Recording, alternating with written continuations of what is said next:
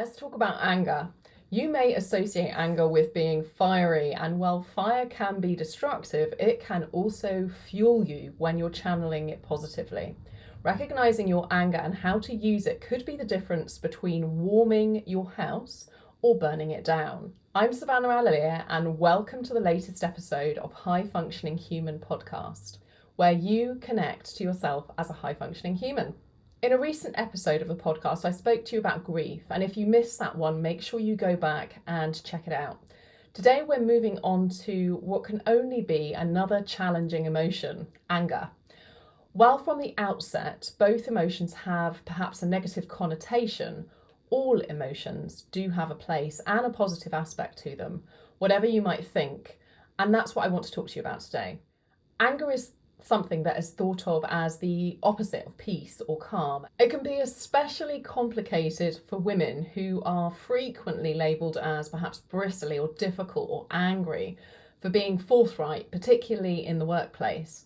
And because of this, you might find yourself habitually suppressing anger to avoid these stereotypes. But anger is valid, and whatever the origin, your anger deserves recognition rather than dismissal. It can stem from many different sources, whether it is personal boundaries being crossed, witnessing injustices against others or nature, or even systematic issues that affect entire communities. When you take a deeper look at your anger, it might seem unfounded or out of proportion. You may get irrationally angry at yourself for failing to live up to certain expectations or for making mistakes. When your anger feels OTT in relation to the thing that's triggered you, it may be that what's actually triggering you is unprocessed emotion from a previous time, possibly stemming from your childhood or trauma or a previous injustice that you've been unable to deal with. There is a famous proverb from Mexico that translates to, "They tried to bury us, but they didn't know we were seeds." This phrase arose in response to a great injustice where thousands of young men were killed by the government. This triggered mass uprisings, and when your anger is buried instead of disappearing, it transforms into seeds that can grow inside and make a very weedy internal garden. Recognizing the source of your anger allows you to channel it into being able to use it as a force for positive change and growth.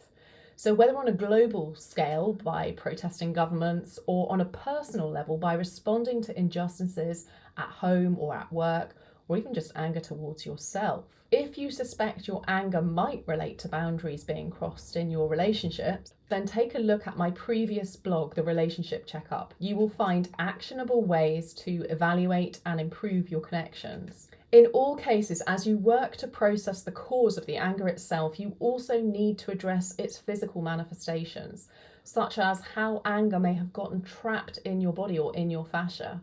And this is especially important if you have any anger that is festering or has been left unresolved in your life.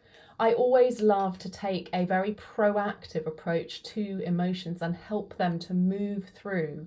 Anger, for example, is often linked to your liver and your colon being able to let go as you're processing these heavy emotions. And it can be powerful for you and your body to give these systems, those parts of your body, support. So you might want to consider, massaging or cleansing the colon and the liver alongside the fascial work or the face work on the body that you're doing. I've got protocols for both cleanses. If you're interested, you can take a look.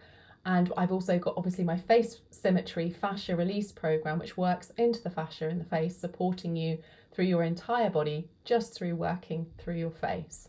Now, once everything gets unstuck and is moving freely, it's much easier to let that built up anger move through you rather than get repressed inside again. So next time you feel a flare of anger, instead ask yourself, where is this anger really coming from? And once you can pinpoint whether it is a rational response or a trigger reaction to the circumstances around you, it becomes much easier to figure out how to channel that anger into something that can be constructive for you. Remember, the colour red, while often associated with anger, is also linked to passion. Learning to work with rather than ignoring your anger is about really channeling that energy effectively.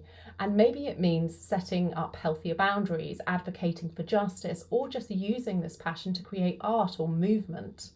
By recognizing and channeling your anger effectively, you can transform those seeds into beautiful flowers that will blossom into positive change in your life. Remember, trust your instincts, follow your intuition, because the world needs your voice and the magic it brings to all of us. Jump on my mailing list to stay reminded of and connected to your intuition, plus some special things that I really only do share in my emails. I look forward to chatting with you next time on High Functioning Human Podcast. Take care and talk soon. That was really ominous. In all cases, as you work to the process... Nope. Waiting for you, love. Sorry. Sorry.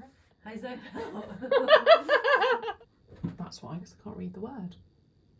Difficult. That's because it's split across 2 screens.